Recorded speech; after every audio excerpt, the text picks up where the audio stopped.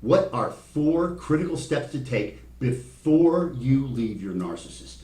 And they are critical. Right. One, if you're married, it is critical to find an attorney who understands narcissism. Wow. I am serious, because it is such a bizarre disorder, and we all know how we've been fooled by our narcissists. They are very convincing. Right. You need someone that can see through their games, their delay tactics. My drug, my divorce, that should have taken 6 months, almost to 3 years, Right. with his games and his delay tactics, hiring and firing lawyers, because my lawyer had no clue what a narcissist was. And he was a good, well-known attorney, but Yes. he had no clue what he was dealing with. And like Melissa said, her case should have lasted no more than 6 months. It went on for 3 years and cost probably 4 times Yes. what it should have, just because he didn't understand narcissism. And when you don't understand it, a normal person doesn't think someone's deliberately doing all of these manipulation tactics. A narcissist will absolutely do it. Mine was trying to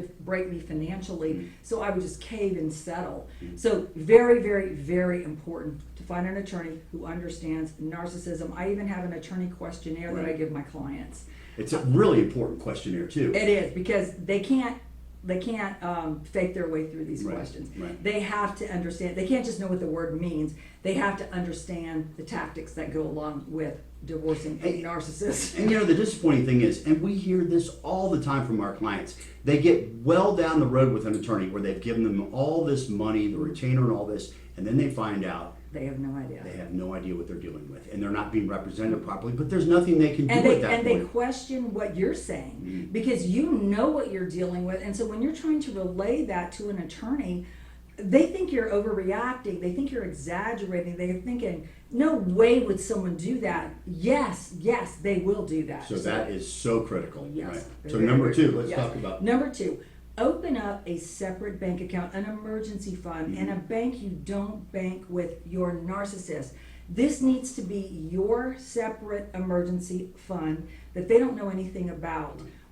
Don't open it at the same bank. Don't opt for paper statements. Opt for online electronic statements only, because you don't want them finding out about it. This is your, like we said, emergency fund, so you can start moving money over little by little, so you have money in case of an emergency. If you don't have money, then it's very difficult to have choices, which are to leave or to hire an attorney. So getting your own separate account, very, very, very critical. So let's talk about this a little bit. If you're the stay-at-home spouse that you don't work, how would you create an emergency fund? Well, that's a great question, and Melissa can really coach you through how to do that. There's lots of different ways to do that so that you can start building piece by piece. It's going to take a little bit longer, but you can still do that. It's critical to create that emergency fund, because that's the number one reason that people go back to the narcissist. Financial desperation. Financial desperation, right? And guess what? When you go back, it's 4 times worse than it was, because they have you trapped. Well, and they know what you were planning. Right. So now they know your plan. They're going to punish you for it. And they're always going to be one step ahead of you. They're going to be extra vigilant in controlling you, controlling the financial, your financial ability to have any access to money. Right. Very, very, very crucial. Right. So number 3. Number 3, change all passwords on everything that has a login, and I mean everything. You don't want them having access to anything financially, your Gmail account, your Gmail emails, account, your phone, because you're going to have to use that for private emails with your attorney, coaching sessions with me. You don't want them getting a hold of anything that is private and that would let them onto what you're strategically planning. You also need your own login, even for a joint account.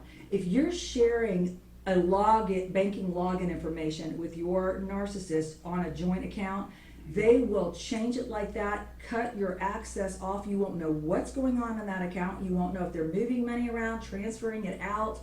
You've got to have your own login information, so make sure you're not using a shared login information for online banking with a joint account. Get your own. Yeah, I mean, we're dealing with that right now in a Yeah. huge way with one of our clients. She's extremely desperate because she has zero access to funds. Yep. And You it's cut her be- off of everything, everything.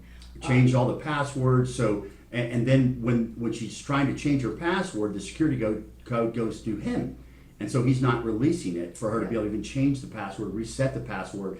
So it's vital that you Yes. do this, and that's what's so important about these These steps, steps. is getting them taken care of before it's too late. Yes, making an announcement that you want a divorce, thinking that might jar them into changing, it's only going to give them your playbook, and that's not what you want. If you truly want to leave, you have to methodically plan a safe exit strategy. That is a critical step as well. So let's talk about number 4. Blocking your narcissist is also critical. You can communicate with them in other mannerisms through your attorney, through a co-parenting app. We actually recommend Our Family Wizard. John, I'll put the link in the comments. Nothing says that you have to have them verbally abuse you, talk to you on the phone, face to face. That stirs up emotions, and you're already going to be anxious, you're going to be worried, vulnerable. You are already dealing with the biggest decision you probably have ever had to make while you're with this abusive person, but you don't want them breaking through your armor. You don't want them getting in your face, either intimidating you or hoovering you. Right. Making promises. Making promises that you desperately wanted to believe the whole time you were with them, but they kept lying and lying because their action and their words never lined up. You don't want to make yourself available to that. So demanding that they communicate how you want them to communicate, which is either between attorneys, through a co-parenting app, or maybe even an email. Even though emails can also reveal emotional, the way they talk to you, the names they call you, the threats, you have it in writing. Right. That's what you want. That's why you don't want it to be verbal, not just stirring up emotions, but you cannot, and some states record conversations, but you're trying to remember things while you're being abused by this person and while you're starting to doubt yourself. So blocking them and everybody else on Social media. on Right. anyone that's tied to your narcissist. They could be a flying monkey, and I hate to say that. If it's somebody you don't absolutely 100% trust, you have to guard your privacy.